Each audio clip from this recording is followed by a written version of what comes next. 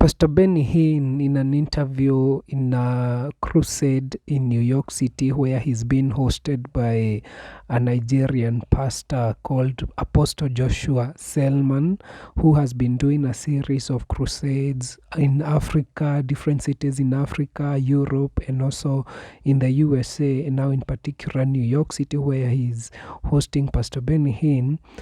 They were having a Q&A session, and in one of the questions that Pastor Benny Hinn was asked, he shared some shocking details about the life of Kathryn Kuhlman, and particularly about her marriage life, and also what happened to the many tapes that were recorded during her TV and radio programs called, I Believe in Miracles. And as you know, Pastor Benny Hinn talked very highly of Kathryn Kuhlman and how her ministry influenced his life. And recently, I even did another video trying to compare how visible that influence is in the life of Pastor Benny Hinn. So I want us to watch that video and listen to those details that he shared, and then I will give my commentary at the tail end of this video. So if you're new here, please consider subscribing. Also, please like this video, leave a comment if you can. I would want to know what you think about what he shares, and that it will help the YouTube algorithm to recommend this video to more people. So let's get into the video. Was she always that anointed, or were there times in her life where she wasn't anointed? Well, what I was told by her staff, I worked with them for 4 years. I never met Miss Kuhlman. I was going to, but she was in the hospital when I was supposed to meet her. But I worked with her ministry, and I took over the services in Pittsburgh and throughout the country, which was a miracle by itself. And I got to know Maggie and Ruth Fisher and Marianne Marsh and Jimmy and others that worked very closely with her. And they told me a lot more about Miss Kuhlman than I would have ever found out if I ever had the time to talk to her. I don't think she would have told me a whole lot. But Kathryn, when she started, according to Maggie, especially, and Ruth, who were her main ladies, were 3 ladies actually. There was Maggie Hartner, Ruth Fisher, and then a third one named Marianne Marsh, who was her secretary. And all of them became really close to me for a long time. And I asked all 3 of them about Kathryn's beginnings, because they were there. And according to them, the ministry was not as big. The miracles had happened in a great way in those days, but Kathryn's ministry was not as large as it became later. But she had a divine experience with the Lord when she was younger, and she was already in ministry.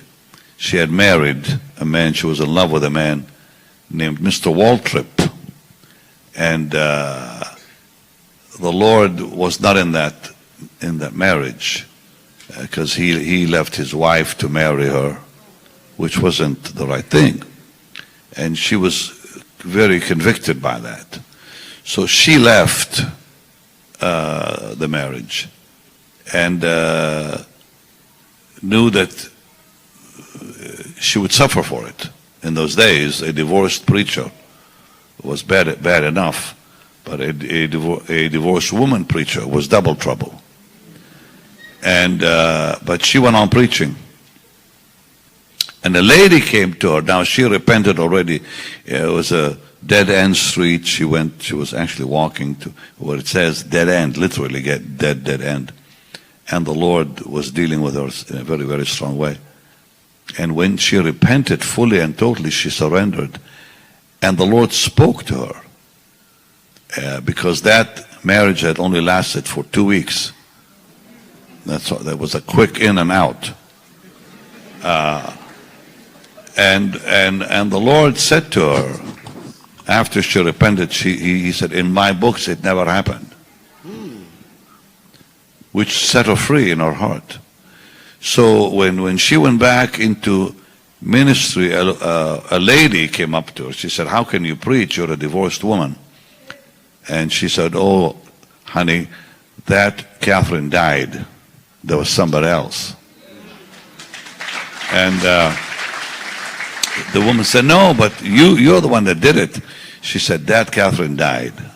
And that's what she meant. She repented. And she lived that kind of life where she sacrificed herself to the Lord in a beautiful way.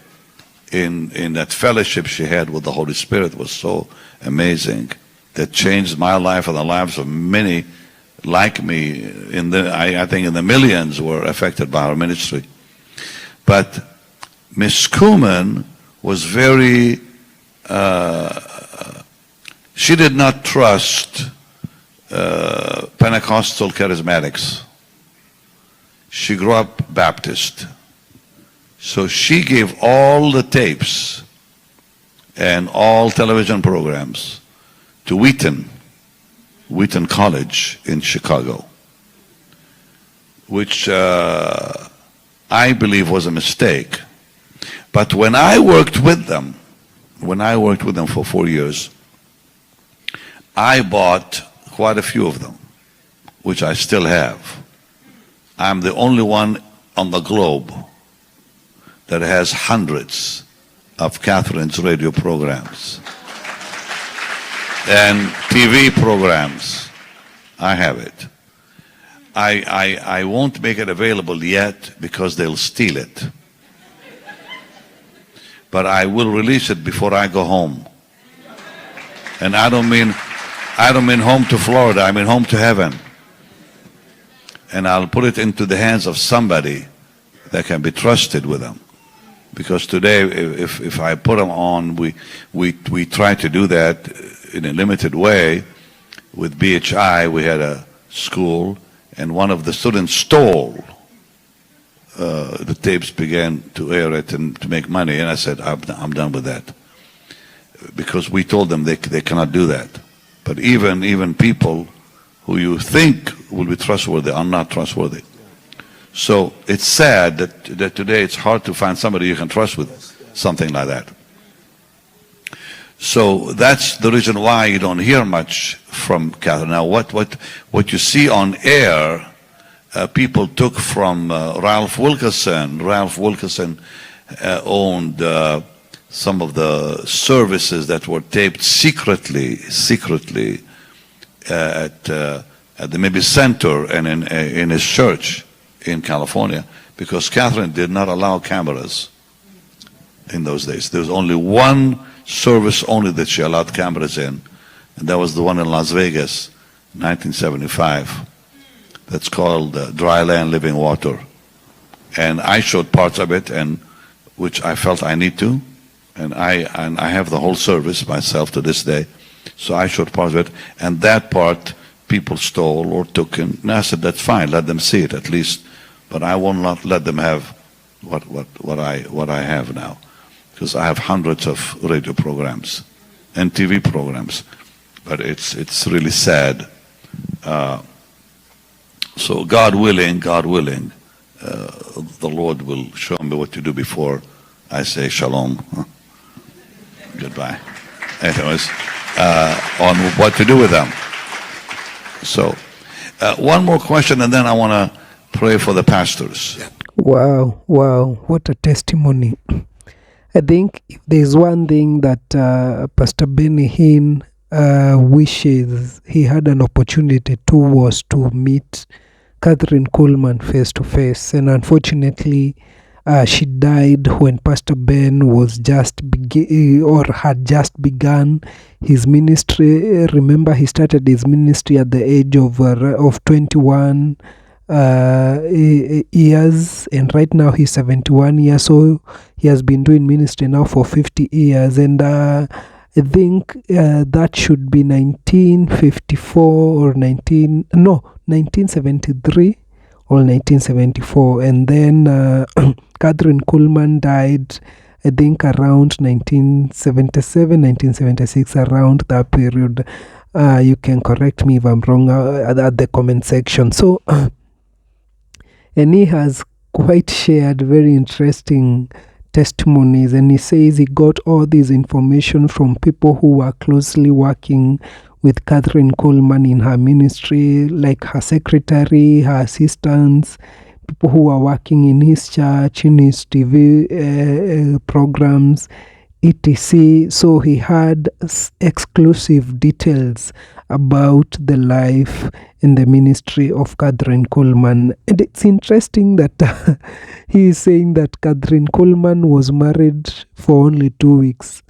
Like, he got married to this gentleman called Wall Tripp, and apparently the guy had left his first marriage and moved to a different state where he went to start a church, and then now he got involved with Kathryn Kuhlman, and where they got married. But I guess due to Kathryn Kuhlman's fellowship with the Holy Spirit, she couldn't stay in that marriage for long. So after like just 2 weeks living together, she decided to leave the marriage. And she says that if there is one thing that she regrets, is that marrying a man who had divorced and then divorcing him again. And now another regret she says she had was now her betraying her relationship with Jesus.